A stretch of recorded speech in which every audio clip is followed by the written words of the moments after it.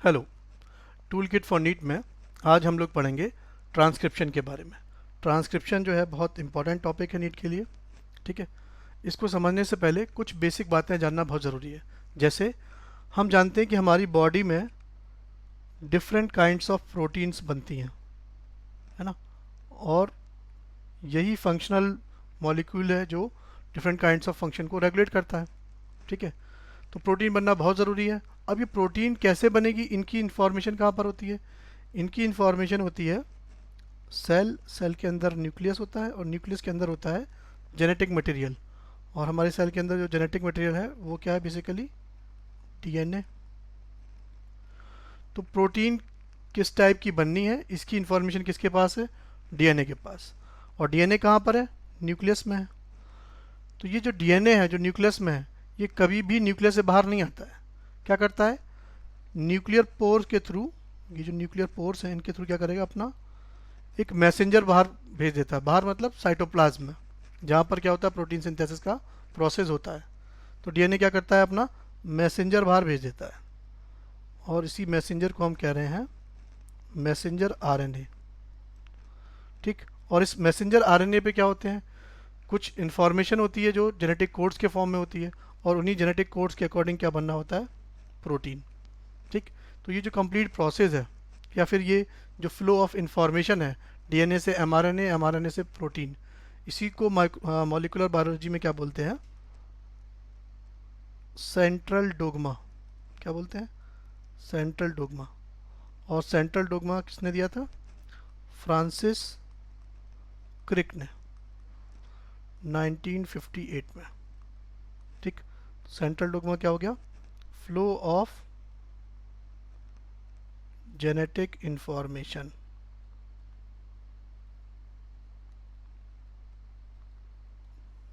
ठीक है, तो डीएनए से एमआरएनए का जो फॉर्मेशन है, इस प्रोसेस को हम लोग बोलते हैं क्या? ट्रांसक्रिप्शन। क्या बोलते हैं? ट्रांसक्रिप्शन। इस प्रोसेस को हम लोग बोलते हैं ट्रांसक्रिप्शन। और एमआरएनए से प्रोटीन का जो फॉर्मेशन है इसको बोलते हैं ट्रांसलेशन। ठीक, तो हमारा जो आज का टॉपिक है वो है ट्रांसक्रिप्शन। ठीक है, चलो, तो हम समझ गए कि डीएनए से एमआरएनए का फॉर्मेशन ये कहलाता है क्या? ट्रांसक्रिप्शन। या डीएनए से जो डिफरेंट काइंड्स ऑफ आरएनए बनते हैं, डिफरेंट काइंड्स ऑफ आरएनए मतलब, डिफरेंट काइंड्स ऑफ आरएनए से मतलब है जैसे कि आरएनए, टीआरएनए, एसएनआरएनए, एससीआरएनए, है ना। ये different kinds of non genetic RNA हैं जो हेल्प करेंगे किसमें? प्रोटीन सिंथेसिस में। तो बेसिकली क्या मतलब हो गया? डीएनए से आरएनए का फॉर्मेशन जो है वो कहलाएगा क्या? ट्रांसक्रिप्शन। ठीक है, अभी इन सब आरएनए के बारे में हम डिटेल में पढ़ेंगे। ठीक, तो ट्रांसक्रिप्शन का मतलब हम समझ गए। तो ट्रांसक्रिप्शन जैसा प्रोसेस हमने पढ़ा था एक और, वो था डीएनए रेप्लिकेशन। उसमें क्या हो रहा था? डीएनए से डीएनए का फॉर्मेशन हो रहा था। डीएनए से डीएनए का फॉर्मेशन हो रहा था। ठीक, इसी को हम लोग क्या बोलते हैं? रेप्लिकेशन। तो रेप्लिकेशन और ट्रांसक्रिप्शन, इनमें कुछ सिमिलरिटीज़ है। जैसे रेप्लिकेशन में पॉलीमराइजेशन हो रहा था 5' टू 3' डायरेक्शन में, इसमें पॉलीमराइजेशन हो रहा था 5' से 3' में। ठीक, डीएनए रेप्लिकेशन में कहते हैं कॉम्प्लीमेंट्री बेस पेयरिंग का रूल फॉलो हो रहा था। कॉम्प्लीमेंट्री बेस पेयरिंग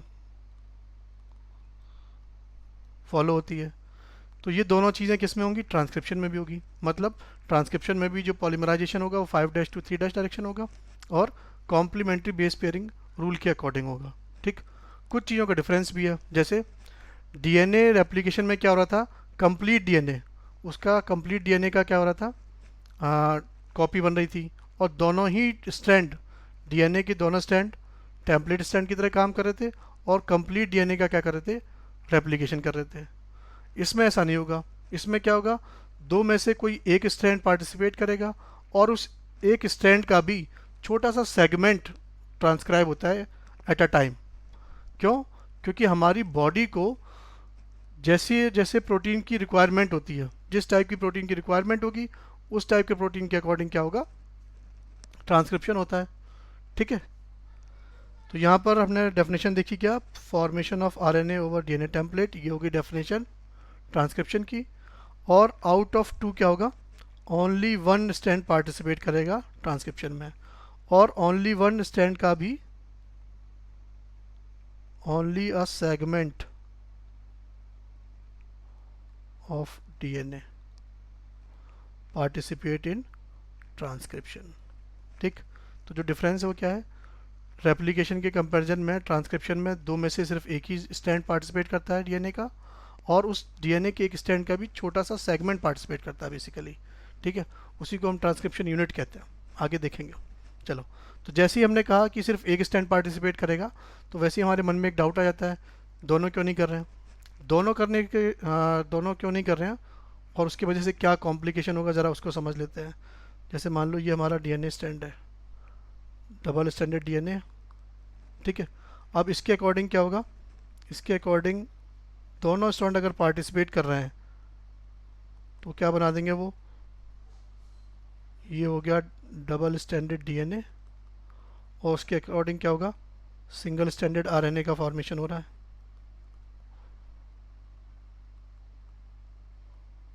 ठीक है, देखो इस स्टैंड पे कुछ और न्यूक्लियोटाइड का सीक्वेंस होगा, इस वाले स्टैंड पे कुछ और न्यूक्लियोटाइड का सीक्वेंस होगा, तो उसके अकॉर्डिंग क्या होगा, दो डिफरेंट टाइप के आरएनए का फॉर्मेशन हो गया। अब ये दो डिफरेंट टाइप के जो आरएनए हैं वो डिफरेंट टाइप के प्रोटीन का फॉर्मेशन करेंगे, P1 और P2। तो क्या हुआ, एक सेगमेंट ने दो डिफरेंट टाइप की प्रोटीन का फॉर्मेशन कर दिया, है ना। तो ये क्या करेगा, जेनेटिक इन्फॉर्मेशन की जो मशीनरी है उसको कंफ्यूज करा रहा है। मतलब ये कि एक डीएनए के सेगमेंट से ही क्या आ रहा है, दो दो आरएनए बन रहे हैं, दो मैसेंजर आरएनए बन गए, और दोनों क्या इन्फॉर्मेशन दे रहे हैं साइटोप्लाज्म में आके, दो अलग अलग प्रोटीन की फॉर्मेशन की।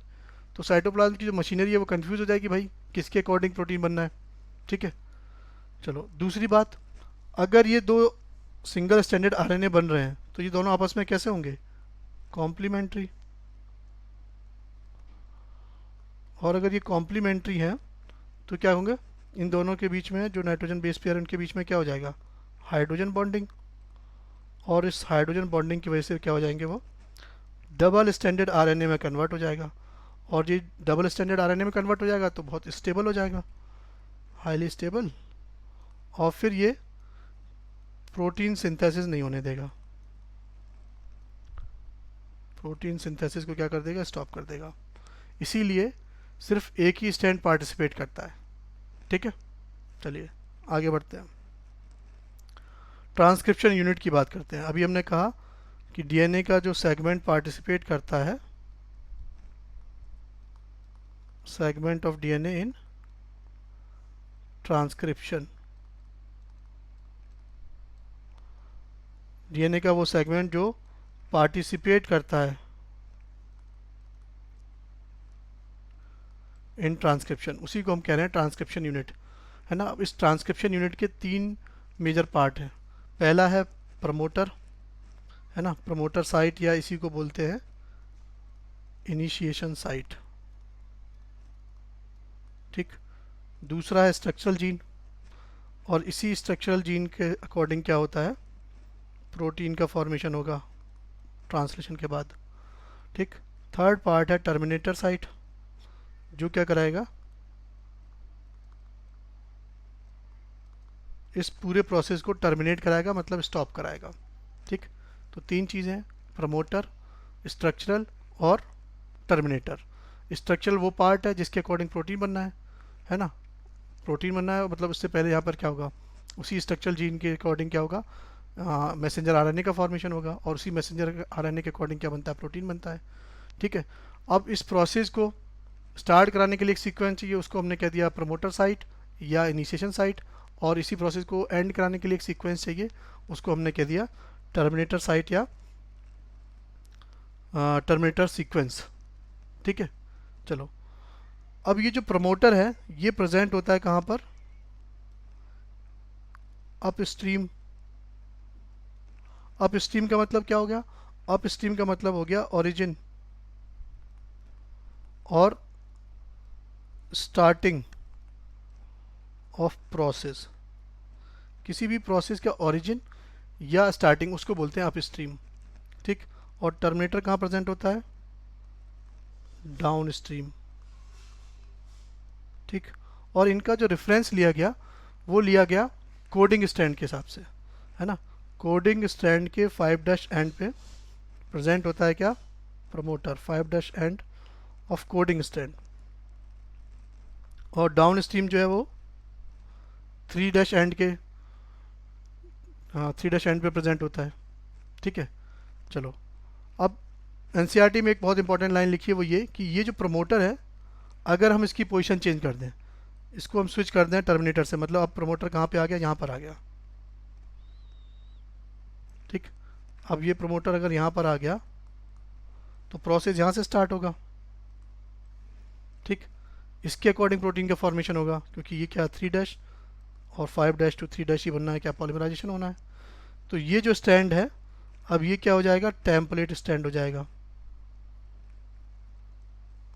और ये वाला स्टैंड क्या हो जाएगा, कोडिंग स्टैंड हो जाएगा, ठीक। तो पहली बात कि प्रमोटर की पोजीशन स्विच करने से क्या होगा, टेम्पलेट स्टैंड और कोडिंग स्टैंड जो है वो चेंज हो जाते हैं, ठीक। अब बात कर लेते हैं कि टेम्पलेट स्टैंड क्या है और कोडिंग स्टैंड क्या है।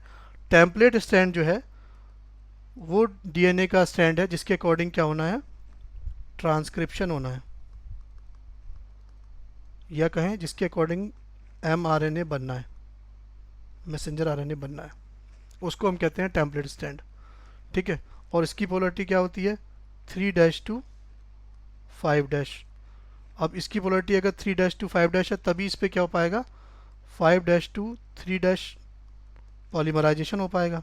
और यही हमने कहा है कि भाई पॉलीमराइजेशन जो है वो हमेशा क्या होता है, 5 डैश टू 3 डैश होता है, ठीक। तो इसके अपोजिट जो स्टैंड है उसको हम लोग बोल रहे हैं कोडिंग स्टैंड।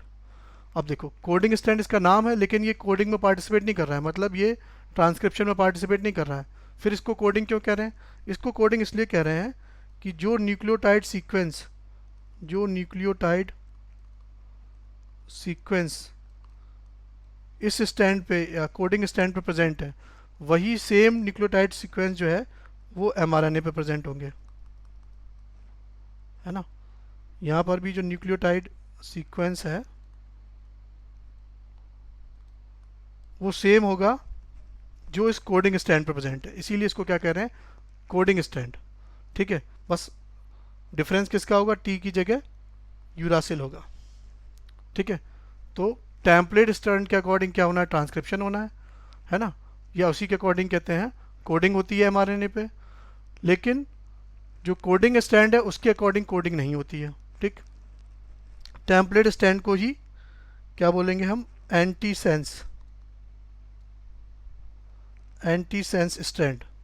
और कोडिंग स्टैंड को बोला जाता है सेंस स्टैंड, ठीक। सेंस मतलब होता है कोडॉन या कोडिंग, ठीक है। तो सेंस का अपोजिट हो गया एंटी सेंस। तो टेम्पलेट को ही एंटी सेंस स्टैंड कहते हैं, ये क्वेश्चन भी नीट में पूछा जा चुका है। तो ट्रांसक्रिप्शन यूनिट के तीनों पार्ट हमने देख लिए और प्रमोटर की पोजीशन चेंज करने से टेम्पलेट और कोडिंग स्टैंड चेंज हो जाते हैं। और टेम्पलेट को टेम्पलेट क्यों कह रहे हैं, क्योंकि वो एज अ टेम्पलेट काम कर रहा है और उसी के अकॉर्डिंग क्या होना है, ट्रांसक्रिप्शन होना है, ठीक। दूसरा स्टैंड है कोडिंग, और उसको कोडिंग क्यों कह रहे हैं, क्योंकि उस पर जो न्यूक्लियोटाइड सीक्वेंस प्रेजेंट है वही सेम न्यूक्लियोटाइड सीक्वेंस किस पे प्रेजेंट होगा, एमआरएनए पे, बस थाइमीन की जगह क्या होगा, यूरासिल होगा, ठीक है। चलो थोड़ा और बात कर लेते हैं प्रमोटर पे, ठीक। प्रमोटर सीक्वेंस या इसी को हमने क्या कहा, इनिशिएशन साइट, ठीक। तो यूकैरियोट में हम पहले बात करते हैं। यूकैरियोट में मान लो ये क्या हमारा प्रमोटर है,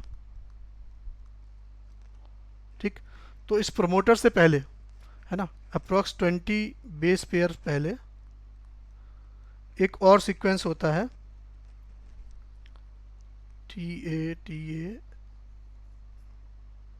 ठीक।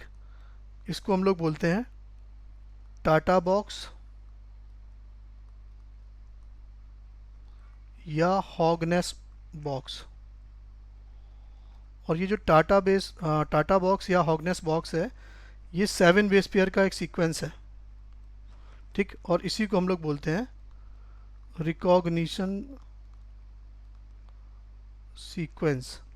और इसी सीक्वेंस को आइडेंटिफाई करता है सिग्मा फैक्टर, तभी जाके आरएनए पॉलीमरेज की बाइंडिंग हो पाती है कहाँ पर, प्रोमोटर रीजन पे, ठीक है। ऐसा ही प्रोकैरियोट में भी होता है। प्रोकैरियोट में भी प्रोमोटर रीजन से करीब 10 बेस पेयर या 10 नाइट्रोजन बेस पेयर पहले एक सीक्वेंस होता है,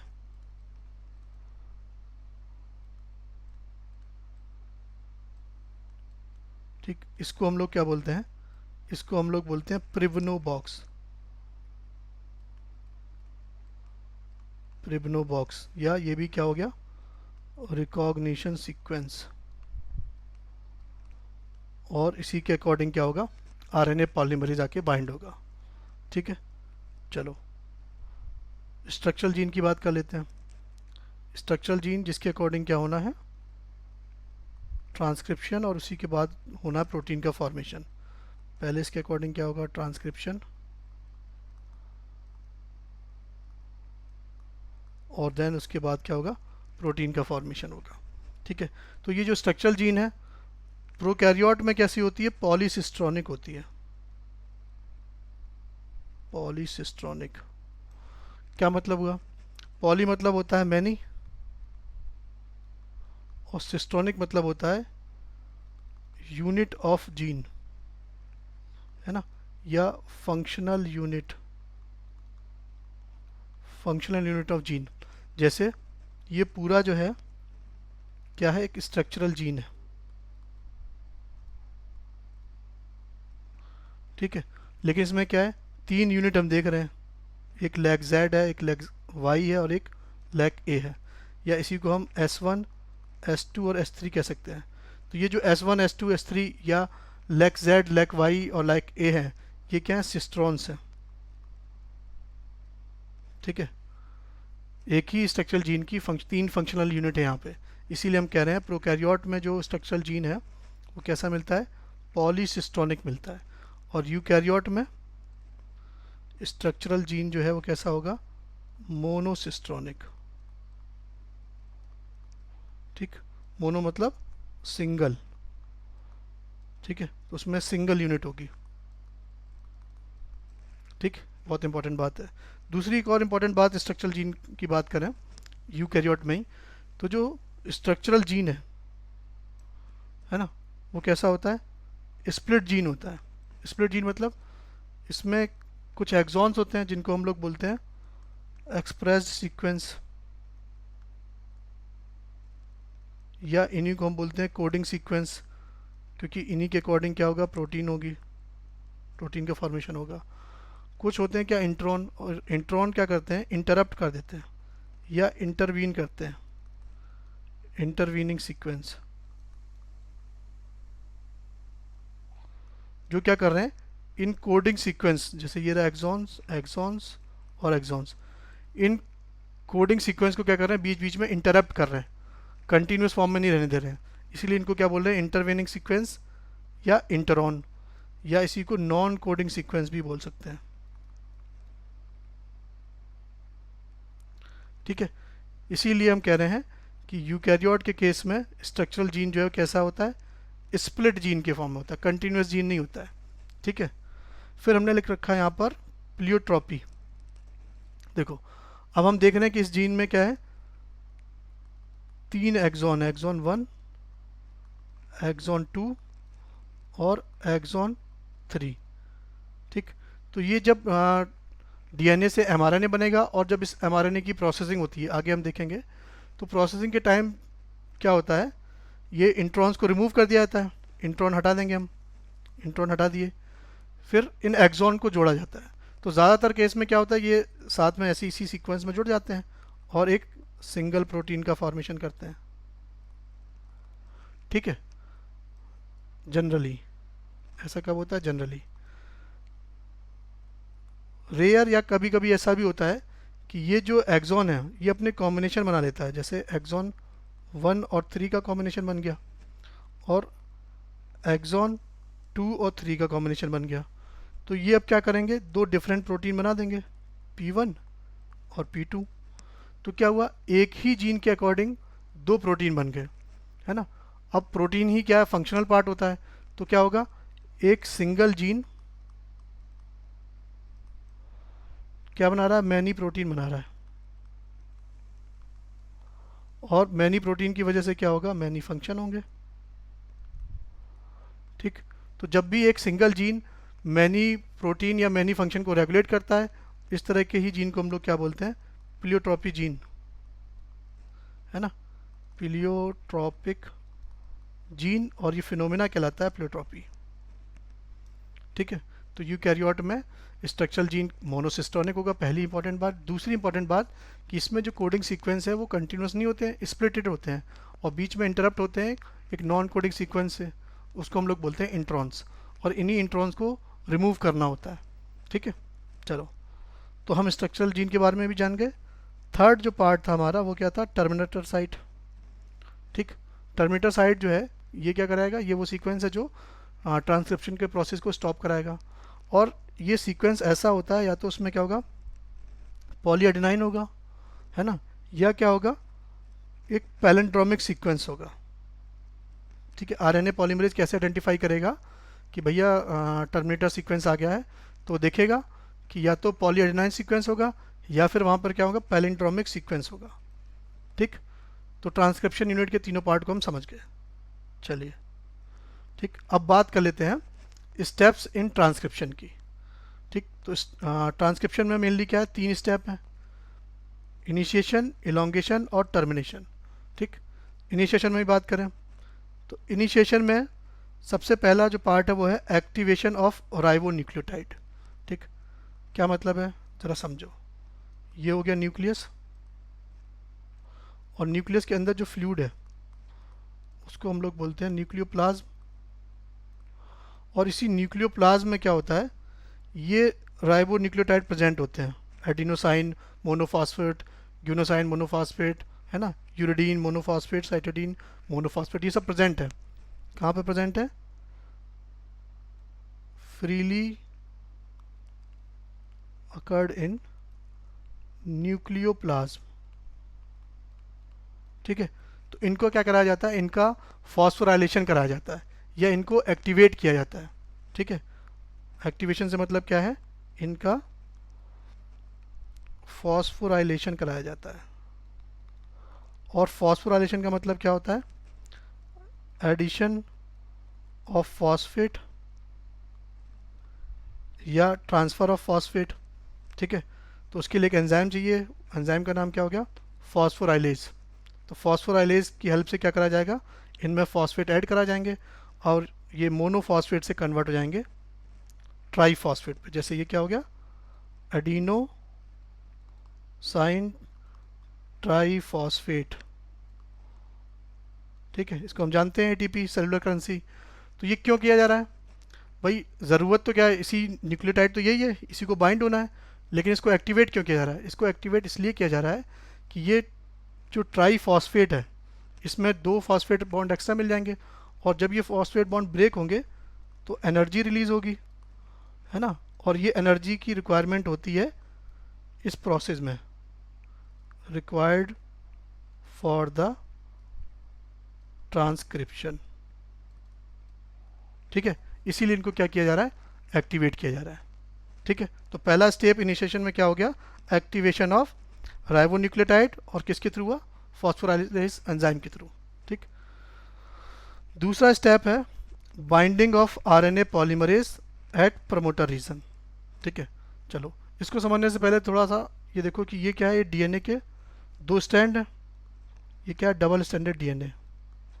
ठीक है, तो जैसा हमने रेप्लिकेशन में पढ़ा था कि 2 स्टैंड थे आपस में जुड़े हुए थे, उनकी पहले क्या कराई गई, अनवाइंडिंग, है ना, फिर जो अनवाइंड स्टैंड थे उनको कहते हैं, उनकी टेंशन रिलीज की गई डीएनए गायरेज से या टोपो आइसोमरेज से, फिर उन दोनों अनवाइंडिंग स्टैंड को स्टेबलाइज किया गया सिंगल स्टैंडर्ड स्टेबलाइजिंग प्रोटीन से।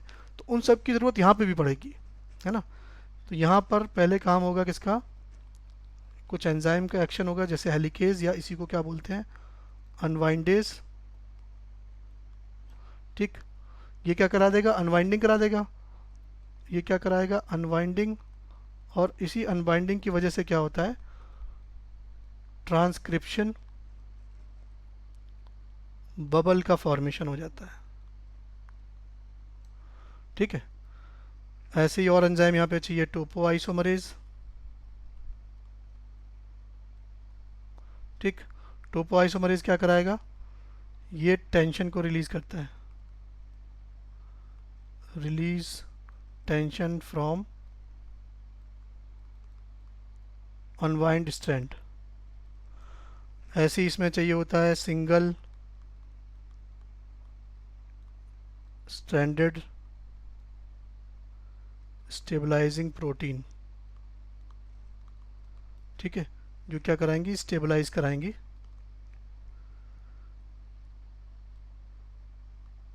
टेम्पलेट स्ट्रैंड को। ठीक, चलो, तो ये प्रोटीन ने अपना काम कर दिया और ये क्या हो गया, डीएनए क्या है, सेपरेट हो गया। ठीक, अब किसका एक्शन है, आरएनए पॉलीमरेज का। और ये जो आरएनए पॉलीमरेज है ये भी कैसे बना हुआ है, different types of polypeptide chains. ठीक है, तो different types of polypeptide chain से बना हुआ है। यूकैरियोट में बात करें तो 10 से 15 पॉलीपेप्टाइड चेन पार्टिसिपेट करती हैं, और प्रोकैरियोट में बात करें तो 5 पॉलीपेप्टाइड चेन जो है वो पार्टिसिपेट करती हैं। ठीक है, अच्छा, ये जो पॉलीपेप्टाइड चेन है, इन्हीं में एक पॉलीपेप्टाइड चेन होती है जिसको हम लोग बोलते हैं सिग्मा, सिग्मा पॉलीपेप्टाइड चेन। और यही सिग्मा पॉलीपेप्टाइड चेन काम करती है एज अ सिग्मा फैक्टर। ठीक है, और ये सिग्मा फैक्टर क्या करता है, ये आइडेंटिफाई करता है किसको, रिकॉग्निशन सीक्वेंस को, जो कहाँ प्रेजेंट होता है, प्रमोटर से पहले। प्रमोटर से पहले क्या प्रेजेंट होगा, यहाँ पर रिकॉग्निशन सीक्वेंस। अब जब सिग्मा ने आइडेंटिफाई कर लिया रिकॉग्निशन सीक्वेंस प्रमोटर से पहले, फिर आरएनए पॉलीमरेज जाकर बाइंड हो जाता है प्रमोटर रीजन पे, या के बाइंड हो गया। ठीक, तो ये सेकंड स्टेप हो गया। ठीक, अब बात कर लेते हैं यूकैरियोट्स में आरएनए पॉलीमरेज के टाइप्स की, है ना। यूकैरियोट्स में बात करें तो मेनली 3 टाइप्स के होते हैं आरएनए पॉलीमरेज, 1 2 3, है ना। और प्रोकैरियोट में क्या होता है, प्रोकैरियोट्स में सिंगल आरएनए पॉलीमरेज जो है, सिंगल आरएनए पॉलीमरेज, ये क्या करता है, ऑल टाइप्स ऑफ आरएनएज का फॉर्मेशन कर देता है। ठीक है, प्रोकैरियोट में single type of RNA polymerase जो है वो सभी टाइप के आरएनए का फॉर्मेशन कर रहा है, लेकिन यूकैरियोट में ऐसा नहीं हो रहा है। यूकैरियोट में डिफरेंट आरएनए के फॉर्मेशन के लिए डिफरेंट आरएनए पॉलीमरेज की रिक्वायरमेंट होती है, और इस टेबल पर नीट में अक्सर क्वेश्चन पूछा जाता है। ठीक है, चलो, आरएनए पॉलीमरेज किसका फॉर्मेशन कर रहा है, ये मेनली फॉर्मेशन करता है आरएनए का। ठीक है, आरएनए में भी जो अगर हम यूकैरियोट की बात कर रहे हैं तो सेडिमेंटेशन कोफिशिएंट के बेसिस पर ये 4 टाइप का होता है, 28s, 18s, 5.8s, और एक होता है 5s। तो देखो 5s, 5s मतलब सेडिमेंटेशन कोफिशिएंट। ठीक है, तो 5s आरएनए का फॉर्मेशन आरएनए पॉलीमरेज थर्ड कर रहा है। ठीक, बाकी तीनों टाइप का जो एस आरएनए है या आरएनए है, आरएनए उसका फॉर्मेशन कौन कर रहा है, आरएनए पॉलीमरेज फर्स्ट। ठीक, आरएनए पॉलीमरेज सेकंड किसका फॉर्मेशन कर रहा है, एचएनआरएनए का, या इसी को बोलते हैं क्या, हेट्रोजिनस न्यूक्लियर आरएनए, या इसी को क्या कहते हैं, प्राइमरी ट्रांसक्रिप्शन के प्रोसेस में जो आरएनए की चेन कंप्लीट होती है वो उसी को कहते हैं प्राइमरी ट्रांसक्रिप्ट, और वो बेसिकली क्या होती है, एचएनआरएनए, या इसी को कह सकते हैं immature M R N A, फिर इसकी प्रोसेसिंग वगैरह होती है, आगे देखेंगे। ठीक है, R N A polymerase third क्या करा रहा है?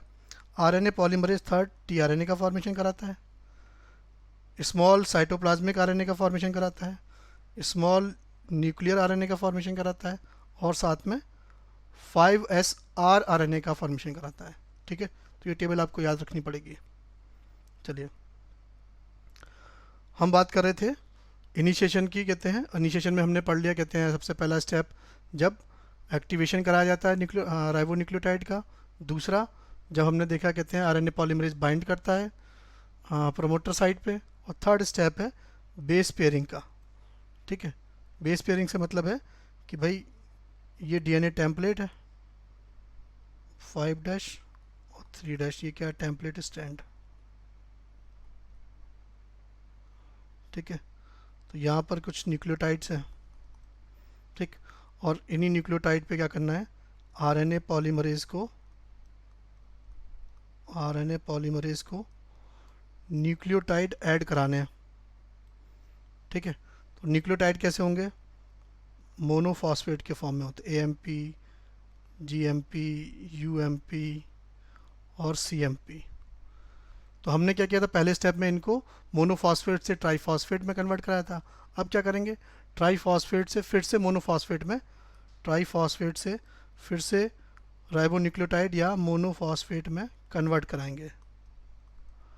और जब ऐसा कन्वर्जन होगा तो क्या होगा? दो फॉस्फेट बॉन्ड ब्रेक हो जाएंगे, और दोनों फॉस्फेट बॉन्ड के ब्रेक होने की वजह से क्या होगा? एनर्जी रिलीज होगी।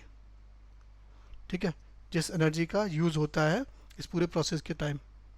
ठीक, तो ये बेस पेयरिंग होना स्टार्ट हो जाएगी। अब जो न्यूक्लियोटाइड कॉम्प्लीमेंट्री होगा वो जाके बाइंड होगा। तो बेस पेयरिंग किसके अकॉर्डिंग होती है? कॉम्प्लीमेंट्री बेस पेयरिंग रूल के अकॉर्डिंग। ठीक है, तो इसका मतलब ये हो गया कि जैसे मान लो यहाँ पर अगर ए है, जी, सी और टी, तो ए के अपोजिट जाके क्या ऐड हो जाएगा? यू। और जी के ग्वानिन के अपोजिट यहाँ पर क्या आ जाएगा? साइटोसिन आ जाएगा। और सी के अपोजिट जी, और टी के अपोजिट क्या आ जाएगा? सॉरी, ए आ जाएगा। तो ये कॉम्प्लीमेंट्री बेस पेयरिंग के अकॉर्डिंग क्या बन रहा है? हमारा मैसेंजर आरएनए बन रहा है। ठीक है, तो जैसे ही कॉम्प्लीमेंट्री बेस पेयरिंग स्टार्ट हो गई मतलब चेन इनिशिएशन स्टार्ट हो गया।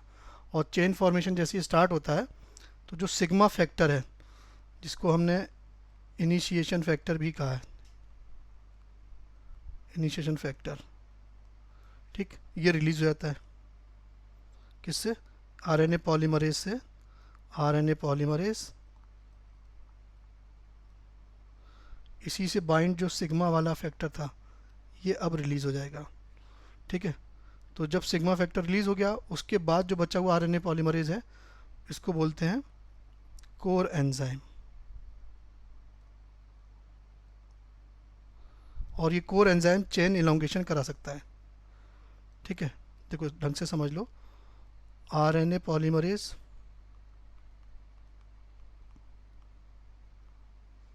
प्लस सिग्मा फैक्टर कहलाता है होलो एंजाइम। ठीक है, और जब ये सिग्मा फैक्टर रिलीज हो जाएगा तब ये कहलाएगा कोर एंजाइम। और कोर एंजाइम चेन इलोंगेशन का प्रोसेस करा सकता है, मतलब ये पॉलीमराइजेशन कराता रहेगा 5' to 3', और आरएनए का जो स्ट्रैंड है उसका साइज इंक्रीज होता जाएगा। ठीक है, तो ये दूसरा स्टेप हो गया हमारा चेन इलोंगेशन। थर्ड और फाइनल स्टेप है हमारा चेन टर्मिनेशन। ठीक है, चेन टर्मिनेशन में सबसे पहले क्या होगा? सबसे पहले जो प्राइमरी ट्रांसक्रिप्ट आरएनए या जो एचआरएनए था वो रिलीज़ हो जाएगा। ठीक है, किसकी वजह से? जैसे ये हो गया टेम्पलेट स्टैंड, टेम्पलेट स्टैंड।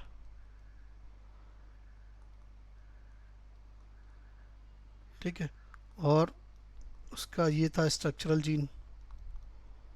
तो आरएनए पॉलीमरेज रीड करता हुआ जा रहा है जैसे ही उसको मिलेगा क्या, टर्मिनेटर साइट या टर्मिनेटर सीक्वेंस, तो क्या होगा, एक फैक्टर आ जाएगा अब, जिसको हम लोग बोलते हैं रो फैक्टर। ठीक, रो फैक्टर आके इससे बाइंड करेगा, किससे, आरएनए पॉलीमरेज से। ठीक, आरएनए पॉलीमरेज पहले टर्मिनेटर साइट को आइडेंटिफाई कर लेगा। टर्मिनेटर साइट को आइडेंटिफाई कैसे करेगा, क्योंकि ये या तो क्या होगा, पॉली एडेनाइन वाला होगा या पैलिंड्रोमिक सीक्वेंस होगा। ठीक, फिर एक रो फैक्टर या टर्मिनेशन फैक्टर आके इससे बाइंड करता है, और बाइंड करने के बाद क्या होगा, ये पूरा कॉम्प्लेक्स डिजॉल्व हो जाएगा, नेसेंट बना हुआ एमआरएनए रिलीज हो जाएगा, या ये कैसा होगा, एचएनआरएनए होगा। ठीक है, एचएनआरएनए कहना ज़्यादा करेक्ट है। ये रिलीज हो गया।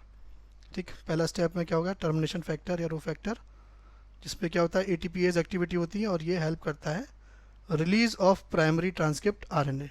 तो ये रिलीज हो गया। फिर क्या होगा, जो टेम्पलेट स्टैंड अलग हो गया था किससे, कोडिंग से। ठीक है, और इनके बीच में जो बेस पेयर हैं कैसे हैं, कॉम्प्लीमेंट्री हैं, तो ये क्या कर लेंगे, फिर से हाइड्रोजन बॉन्ड का फॉर्मेशन कर लेंगे।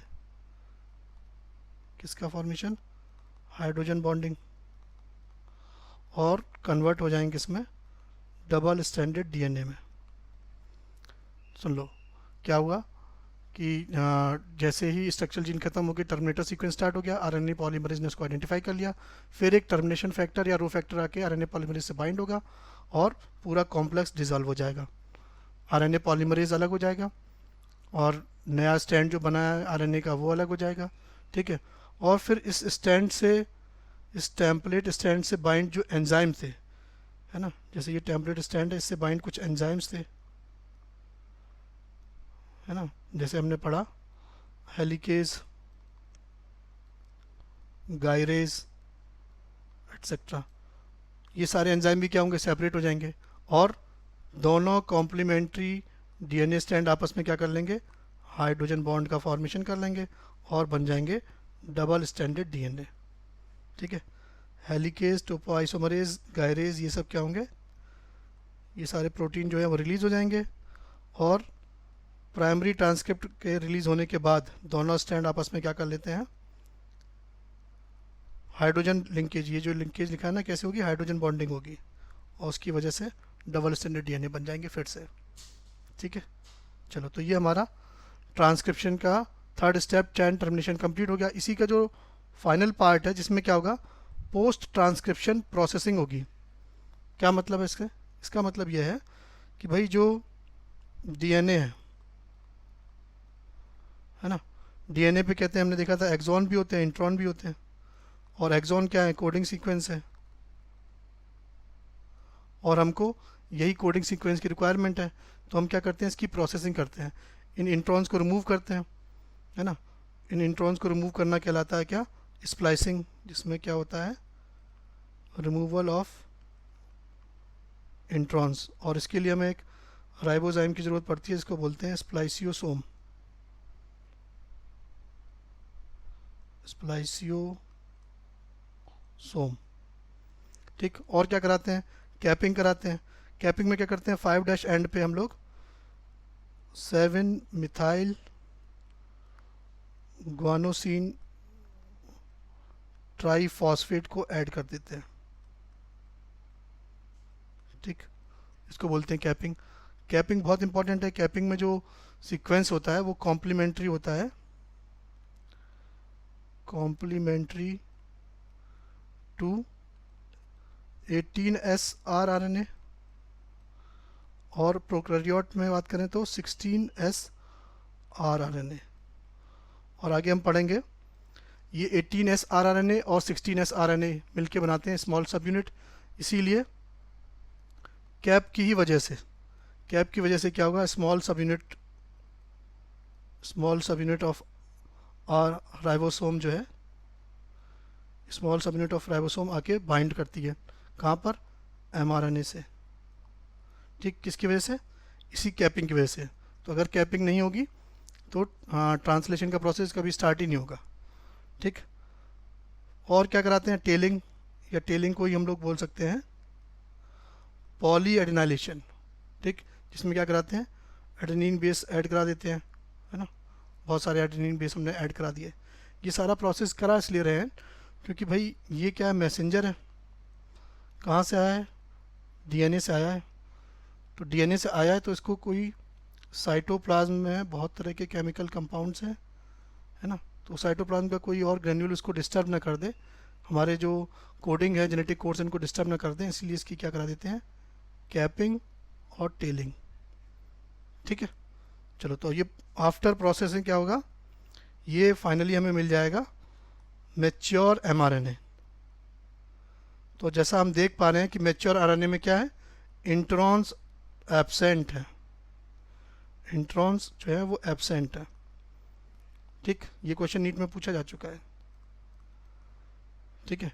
अच्छा, एक और बात, ये जो इंट्रॉन है ये भी बेसिकली क्या है, न्यूक्लियोटाइड सीक्वेंस है, ठीक, जो अब हमारी बॉडी में प्रोटीन का फॉर्मेशन नहीं बना कर रहे हैं, लेकिन ये पहले कभी हमसे पहले के जो लोअर एनिमल्स हैं, ऑर्गेनिज्म हैं, उनमें हो सकता है ये क्या करते रहे हों, प्रोटीन का फॉर्मेशन करते रहे हों, ठीक है, और हमारे अंदर वो प्रोटीन का फॉर्मेशन नहीं कर रहे हैं, या कर रहे हैं तो वो वेस्टिजियल ऑर्गन जो फॉर्मेट हो रहे हैं, है ना, वेस्टिजियल ऑर्गन का जो फॉर्मेशन हो रहा है, उनके पीछे रिस्पॉन्सिबल ये इंट्रॉन्स ही तो हैं। तो ड्यूरिंग इवोल्यूशन जो है इंट्रॉन कैसे हो गए, नॉन फंक्शनल हो गए, जो कभी शायद फंक्शनल रहे होंगे, ठीक है। तो जितना ज़्यादा हायर ऑर्गेनिज्म होता है उसमें इतने इंट्रॉन्स मिलते हैं, ये एक बेसिक कॉन्सेप्ट है, ठीक। लेकिन सिर्फ हायर ऑर्गेनिज्म या यूकैरियोट में मिलते हैं, प्रोकैरियोट में नहीं मिलते हैं। तो इन जनरल प्रोकैरियोट में इंट्रॉन्स नहीं मिलते हैं, लेकिन इसका एक्सेप्शन है आर्की बैक्टीरिया। आर्की बैक्टीरिया में क्या होता है, समहाउ इंट्रॉन्स जो है प्रेजेंट होते हैं। इन जनरल प्रोकैरियोट में क्या होता है, इंट्रॉन जो है वो एब्सेंट होते हैं, लेकिन सिर्फ आर्की बैक्टीरिया में इंट्रॉन प्रेजेंट होते हैं, ठीक है। चलो, तो हमारी बॉडी में जो वेस्टिजियल ऑर्गन बने हैं उनके पीछे ये इंट्रॉन्स ही रिस्पॉन्सिबल होते हैं, ठीक। तो हमने ट्रांसक्रिप्शन का पूरा प्रोसेस देख लिया। अब जो तीन मेन नॉन जेनेटिक आरएनए हैं जिनका प्रोटीन सिंथेसिस में बहुत इंपॉर्टेंट रोल है और उन पर भी क्वेश्चन आता है, उनकी भी ज़रा बात कर लेते हैं। पहला क्या है, मैसेंजर आरएनए या एमआरएनए। टोटल आरएनए का ये 1 to 5 या 2 to 5% होता है, ठीक है। और ये क्या करता है, इंस्ट्रक्शन या इन्फॉर्मेशन लेके आता है कहाँ से, डीएनए पे, किसके लिए, प्रोटीन की या पॉलीपेप्टाइड चेन के फॉर्मेशन के लिए, for the formation of particular type of polypeptide chain, ठीक। चलो, और क्या है, लॉन्ग होता है, सिंगल स्टैंडर्ड होता है और शॉर्ट लिव्ड होता है ना, या लेस स्टेबल कह सकते हैं, ठीक। शॉर्ट लिव्ड का मतलब ये है कि प्रोकैरियोटिक सेल में क्या होता है, इसकी लाइफ साइकिल बहुत कम होती है, कुछ मिनट से कुछ घंटों तक, few minute to few hours. लेकिन यूकैरियोटिक सेल में क्या होता है, यूकैरियोटिक या हायर ऑर्गन में जो सेल हैं उसमें इसकी लाइफ साइकिल जो है वो अप टू फ्यू डेज हो सकती है। जैसे इस बात को ऐसे समझो कि जो आरबीसी है, यंग आरबीसी, यंग आरबीसी, ये क्या हो चुकी है, मैच्योर हो चुकी है ना। मैच्योर होगी तो इसका मतलब क्या है, ये ई न्यूक्लिएटेड होगी, ठीक है। इसमें न्यूक्लियस नहीं है, न्यूक्लियस नहीं है तो मतलब इसमें डीएनए भी नहीं है ना। लेकिन ये यंग आरबीसी क्या करती रहती है, पॉलीपेप्टाइड चेन का फॉर्मेशन करती है, जिससे क्या बनता है, हीमोग्लोबिन। हीमोग्लोबिन तुम्हें पता है कि 2 अल्फा और 2 बीटा पॉलीपेप्टाइड चेन से बना है। तो भाई यंग आरबीसी में जब डीएनए है ही नहीं है यंग आरबीसी में, तो ये 2 पॉलीपेप्टाइड चेन कैसे बन रही हैं। तो उसी का आंसर ये है कि भाई ई न्यूक्लिएटेड होने से पहले डीएनए ने क्या बना दिया, अपना मैसेंजर आरएनए, जो सरवाइव कर सकता है अप टू फ्यू डेज, है ना, किसमें, हायर ऑर्गेनिज्म में। यही रीज़न है कि यंग आरबीसी जो है ई न्यूक्लिएटेड या डिवाइड ऑफ डीएनए होने के बावजूद पॉलीपेप्टाइड चेन का फॉर्मेशन करता है, 2 अल्फा पॉलीपेप्टाइड, 2 बीटा पॉलीपेप्टाइड, और जो मिलके क्या बनाते हैं, हीमोग्लोबिन, ठीक है। चलो, यूकैरियोट के केस में कैसा होता है एमआरएनए, मोनोसिस्टोनिक, हम पढ़ चुके हैं कि इनमें जो स्ट्रक्चरल जीन होता है वो कैसा होता है, मोनोसिस्टोनिक होता है, मतलब उसमें सिर्फ एक फंक्शनल यूनिट होती है, तो उसी का ट्रांसक्राइब होकर जो एमआरएनए बना है वो भी कैसा होगा, मोनोसिस्टोनिक। और प्रोकैरियोट के केस में कैसा होगा, पॉलीसिस्टोनिक। ठीक, इंपॉर्टेंट बात है ये। चलो, कैप ऑफ एमआरएनए अभी हमने पढ़ा, उस पर जो न्यूक्लियोटाइड सीक्वेंस होता है वो कैसा होता है, कॉम्प्लीमेंट्री होता है। किसके, 18 एस आर एन ए जो यूकैरियोट में मिल रहा है, और प्रोकैरियोट में 16 एस आर एन ए के, 16 S R R N A. ठीक है, इसके कॉम्प्लीमेंट्री होता है, और ये दोनों ही क्या बनाते हैं, स्मॉल सब यूनिट ऑफ राइबोसोम। ठीक, और बिना कैप के ट्रांसलेशन पॉसिबल नहीं है, ये एक लाइन नीट में पूछी जा चुकी है। ठीक है, चलो हम देख रहे हैं यहाँ पे एमआरएनए का, मेच्योर एमआरएनए का डायग्राम देख रहे हैं, मेच्योर एमआरएनए। तो ये क्या है, कैप मिल रही है ना, 7 मिथाइल ग्वानोसिन ट्राइफॉस्फेट की कैप है, पॉलीएडेनिल की टेल है, और एक्सॉन है, इंट्रॉन रिमूव हो चुके हैं, मतलब स्प्लाइसिंग हो चुकी है। और साथ में हम क्या देख रहे हैं, यूटीआरस, अनट्रांसलेटेड रीजन, है ना, जो कैप के बाद में है, 5 डैश एंड पे कैप के बाद, और 3 डैश एंड पे क्या है, टेल से पहले। ठीक, और ये यूटीआर जो है ये क्या करते हैं, एफिशिएंसी इंक्रीज कर देते हैं ऑफ ट्रांसलेशन, मतलब प्रोटीन सिंथेसिस के प्रोसेस को इनहेंस कराते हैं। ठीक है, तो यूटीआर में बेसिकली तुम देखोगे तो ये जो पॉलीएडेनाइल टेल है वो भी यूटीआर का ही पार्ट होता है। ठीक है, लेकिन एनसीईआरटी में ऐसा लिखा है कि आफ्टर 3 डैश जो है, 3 डैश एंड पे एक्सॉन के जस्ट बाद में। चलो, दूसरा आरएनए क्या है, टीआरएनए या ट्रांसफर आरएनए, या इसी को बोलते हैं सॉल्युबल आरएनए, ये क्वेश्चन नीट में पूछा जा चुका है। या इसी को बोलते हैं अडेप्टर आरएनए, क्योंकि ये क्या कराता है, ट्रांसफर ऑफ अमाइनो एसिड, है ना, अमाइनो एसिड का ट्रांसफ़र कराता है, इसीलिए इसको अडेप्टर मॉलिक्यूल या अडेप्टर आरएनए भी कहते हैं। टोटल आरएनए का 15% होता है, स्मॉलेस्ट होता है ये। ठीक है, जो बना होता है 70 to 85 न्यूक्लियोटाइड का, और इसका सेडिमेंटेशन कोफिशिएंट जो है वो 4s होता है। चलो, जैसे हमने पढ़ा कि पोस्ट ट्रांसक्रिप्शन मॉडिफिकेशन हुआ किसमें, एचएनआरएनए में, और फाइनली बना एमआरएनए, वैसे ही पोस्ट ट्रांसक्रिप्शन न्यूक्लियोटाइड मॉडिफिकेशन होते हैं किसमें, टीआरएनए में भी होते हैं। ठीक है, पोस्ट ट्रांसक्रिप्शन प्रोसेसिंग के टाइम इनमें भी होगा। क्या क्या होता है, मिथाइलेशन होता है, मिथाइलेशन मतलब मिथाइल ग्रुप का ऐड हो जाना, है ना, तो मिथाइल साइटोसिन और मिथाइल ग्वानोसिन बन जाता है। डीएमिनेशन जैसे प्रोसेस होते हैं, डीएमिनेशन में क्या होता है, आइनोसिन से क्या बनता है, आइनोसिन बन जाता है एडेनिन से, और कुछ सीडो यूरासिल या कहते हैं सीडो नाइट्रोजन बेस बनते हैं, जैसे कि डाई हाइड्रो यूरासिल और सीडो यूरासिल। ठीक है, तो ये जो बने हैं कहते हैं कुछ सीडो नाइट्रोजन बेसिस, इन्हीं की वजह से क्या होता है कि जो जो टीआरएनए है होता तो सिंगल स्टैंडर्ड है, लेकिन वो जो कॉम्प्लीमेंट्री रीजन है वो आपस में क्या कर लेते हैं, डबल स्टैंड का फॉर्मेशन कर लेते हैं, और जहाँ पर ये सीडो नाइट्रोजन बेस है वहाँ पर क्या होता है, बबल का फॉर्मेशन हो जाता है या लूप का फॉर्मेशन हो जाता है। ठीक है, तो अगर हम इसका 2D डायग्राम देखें तो हम देख रहे हैं लूप का फॉर्मेशन हो रखा है, टी सी आई सी लूप, DHU लूप और एंटीकोडोन लूप। तो ये जो लूप बनी है किसकी वजह से बनी है, इन्हीं सीडो नाइट्रोजन बेस की वजह से बनी है, और उन्हीं बेस के नाम पे इनका नाम है। जैसे जहाँ पर सीडो यूरासिल है तो उसका नाम हो गया टी सी आई सी लूप, जहाँ पर डिहाइड्रो यूरासिल है उसका नाम हो गया DHU लूप। ठीक है, और एंटीकोडोन लूप, बाकी जगह इन्होंने क्या कर लिया है, हाइड्रोजन बॉन्डिंग कर ली है, क्या कर लिया है, हाइड्रोजन बॉन्डिंग कर ली है, और हाइड्रोजन बॉन्डिंग की वजह से इस रीजन को क्या बोलते हैं, स्टेम। ठीक, एक क्या होता है, वेरिएबल आर्म होता है जो टी सी आई सी लूप और एंटीकोडोन लूप के बीच में प्रेजेंट होता है। इसका बहुत ज़्यादा फंक्शन नहीं मालूम होता है, इसके फंक्शन जो है कैसे हैं, अननोन है। ठीक है, चलो, तो ये हम 2D डायग्राम देख रहे हैं किसका, टीआरएनए का। टीआरएनए की दो इंपॉर्टेंट रिकॉग्निशन साइट होती हैं, एक तो होती है ये एंटी कोडॉन लूप, और एक होता है amino acid binding site, amino acid binding site और एंटी कोडॉन लूप। ये क्या है, दो रिकॉग्निशन साइट हैं किसकी, टीआरएनए की, ठीक है।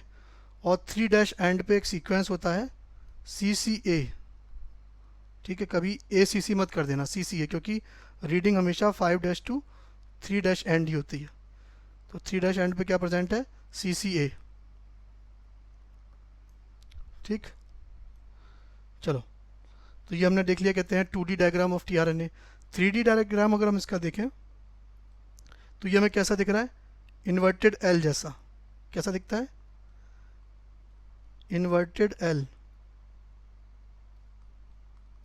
और 2D में दिखता है क्लोवर लीफ जैसा, कैसा, क्लोवर लीफ जैसा, ठीक। 2D में क्लोवर लीफ जैसा और 3D में इन्वर्टेड एल जैसा। ये क्वेश्चन भी नीट में पूछा जा चुका है, ठीक है। तो हमने mRNA पढ़ लिया, टीआरएनए पढ़ लिया, इसके बाद rRNA या राइबोसोमल आरएनए, ये सबसे ज़्यादा मिलने वाला RNA, most abundant, 80% of total, most stable, insoluble होता है, स्ट्रक्चरल आरएनए भी बोलते हैं, ठीक है। और इसका फॉर्मेशन होता है लॉन्ग पॉलीपेप्टाइड चेन के फॉर्म में, ठीक है, transcribed in a long chain.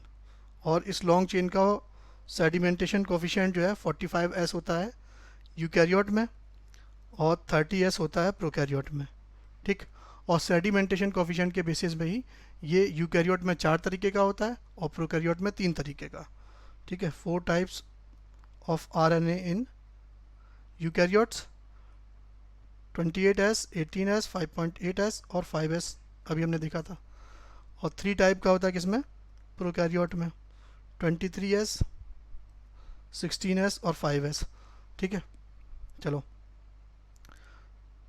अब हम इनकी जैसे इनके हिसाब से बात करें तो जो लार्जर सब यूनिट है, ये जो क्या है, ये rRNAs हैं, और ये rRNA जो है प्रोटीन के साथ मिलके क्या बनाते हैं, राइबोसोम बनाते हैं। और इस राइबोसोम की एक लार्ज यूनिट है और एक स्मॉल यूनिट है।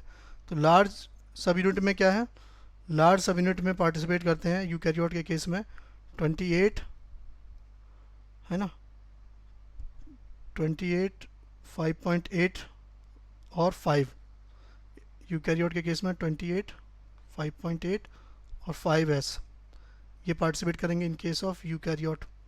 और प्रोकैरियोट के केस में सिर्फ 23s और 5s, ठीक। लार्जर सब यूनिट यूकैरियोट के केस में कैसी होती है, 60s, और स्मॉलर कैसी होती है, 40s।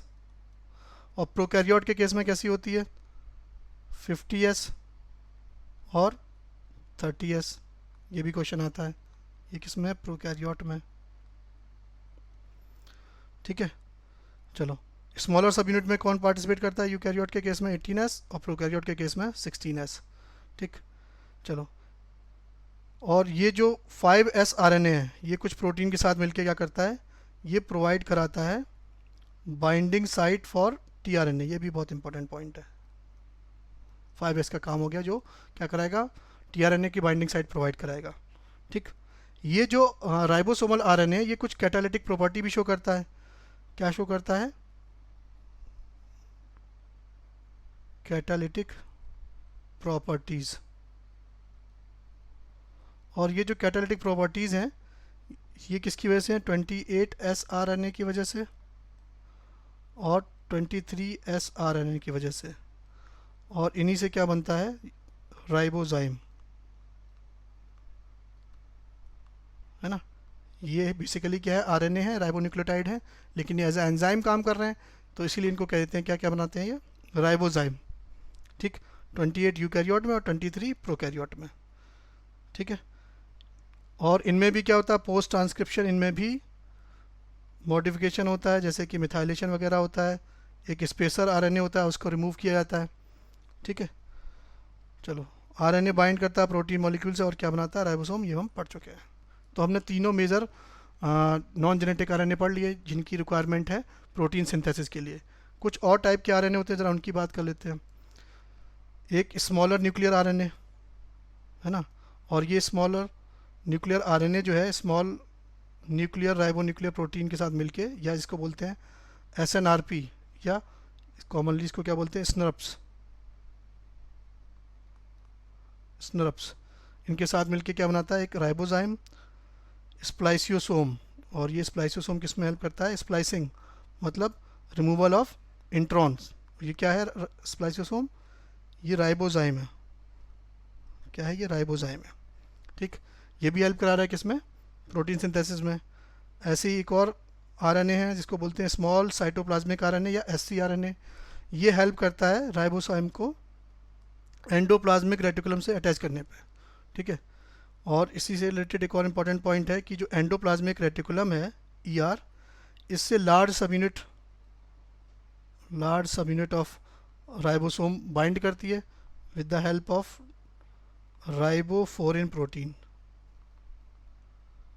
राइबोफोरिन प्रोटीन ये भी याद रखना, ठीक है। चलो, फिर एक टाइप का आरएनए जिसको हम लोग बोलते हैं जेनेटिक आरएनए या जीनोमिक आरएनए में, है ना, जीनोमिक आरएनए या जेनेटिक आरएनए। ये कैसे काम करेगा, ये एज अ जेनेटिक मटेरियल काम करता है। बहुत सारे वायरस और ऑर्गेनिज्म में क्या होता है, ये एज अ जेनेटिक मटेरियल काम करता है, तो इसको बोलते हैं जीनोमिक आरएनए। और इसके अलावा जितने हमने पढ़े वो आरएनए कैसे हो गए, नॉन जीनोमिक। तो बेसिकली 6 टाइप के हमने आरएनए पढ़ लिए, ठीक है। तो आई होप ये ट्रांसक्रिप्शन का पूरा कॉन्सेप्ट आपको समझ में आया होगा। अगर ये वीडियो आपको पसंद आया तो आप इसे लाइक करें, शेयर करें और सब्सक्राइब करें। और अगर आपका कोई डाउट है तो नीचे कमेंट सेक्शन में आप मुझसे पूछ सकते हैं, ठीक। और इस पूरे टॉपिक की जो PDF है ये आपको हमारे टेलीग्राम चैनल पे मिल जाएगा t.me/exambience पे, ठीक है। वहाँ से आप PDF डाउनलोड कर सकते हैं। चलिए, थैंक यू।